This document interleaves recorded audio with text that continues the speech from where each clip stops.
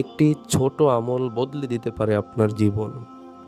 আপনি কি জানেন এমন একটি ছোট আমল আছে যেটি প্রতিদিন মাত্র 1 মিনিট করলেই আল্লাহ আপনার গুনাহ মাফ করতে পারেন।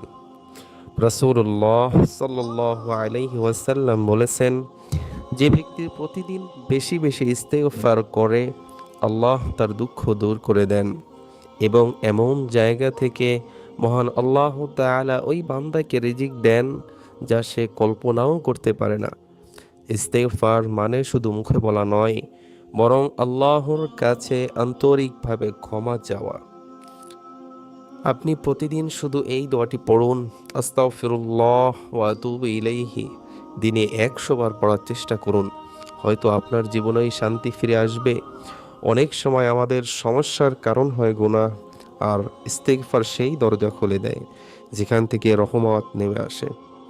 হয়তো আপনি অনেক কষ্টের মধ্যে আছেন, হয়তো কেউ আপনার কষ্ট বোঝে না, কিন্তু মহান রব্বুল আলামিন আপনার আমার মনের সকল খবর জানেন। আজ থেকে বেশি বেশি ইস্তেগফার করুন, কারণ আল্লাহর রহমত কখনোই শেষ হয় না।